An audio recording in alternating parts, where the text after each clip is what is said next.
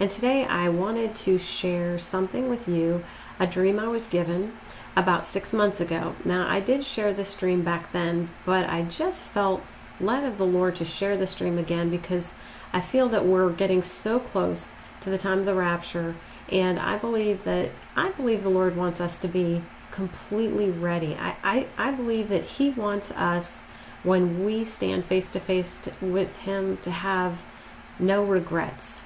And I feel that the dream I was given, if we stand before Him in that condition, we're going to have regrets. So here's what I saw in this dream. Okay, so everybody had been gathered. The body of Christ had been gathered in a place. I knew we were not on the earth. We were separated from everybody on the earth. So I'm standing in a doorway, and I don't want to say my angel, but I believe the angel assigned to me was there. I just recognized him. I knew him. I shook his hand, and I asked him, I said, I'm looking around going, where am I? And he just kind of looked. He didn't say anything. It was kind of like, just look. So as I began to observe what was going on, some things really stood out to me. Okay, so first of all, I remember saying out loud, I thought there would be more light. Okay, so here I am gathered with the body of Christ, and it's a very dimly lit room. Okay, so that stood out to me. The second thing was that the people just seemed to be, I don't know, just preoccupied with whatever they were doing. They were just going here and there and really didn't seem to be connecting with each other. It just seemed like there was no love. And lastly, I remembered noticing how there were people literally holding on to pet sins. And I thought how out of place that was. It just seemed so odd to me, that the body of Christ was holding on to any kind of sin in this place.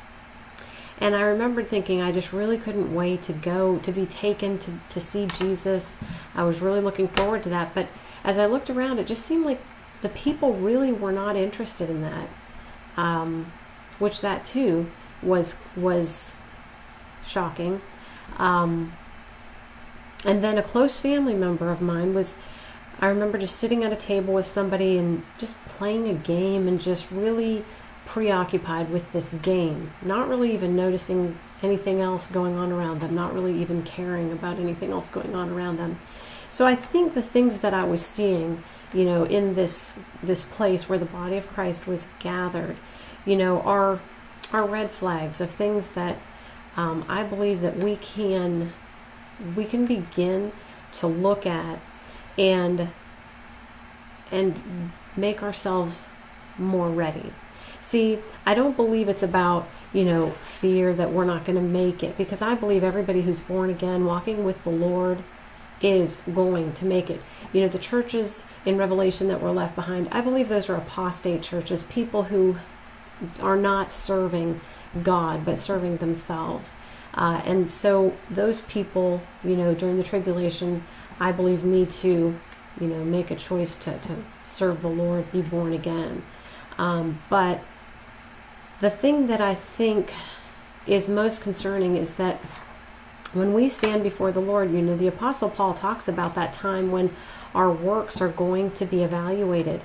Okay, and I feel like the Lord doesn't want us to be there and feel that kind of regret that we're going to feel if we have not done what we are called to do in love for the Lord and love for others. Those are the works I believe that we will receive rewards for. The works that Paul talked about that would be burned up, even though the believer himself would be saved, but only as one coming through the flames. The wood, the hay, the stubble, those things are, I just believe anything we've done that is really not for the Lord, for selfish motives, things that maybe He didn't even call us to do, things that we just did on our own. But we have time now, and when that day comes, and we're standing before the Lord, and we see how much He loves us and how much He gave for us. You know, the price that He paid to redeem us. And when we get that revelation, okay, I just don't think there'll be any greater grief than a believer who knows they could have done more to show the Lord love.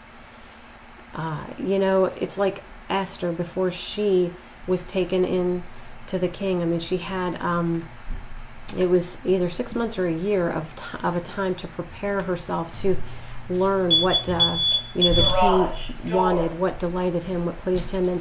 And that is what we are here to do right now, to make ourselves ready, to learn what delights the Lord, and to do those things, so that when we stand before Him, we have no regrets.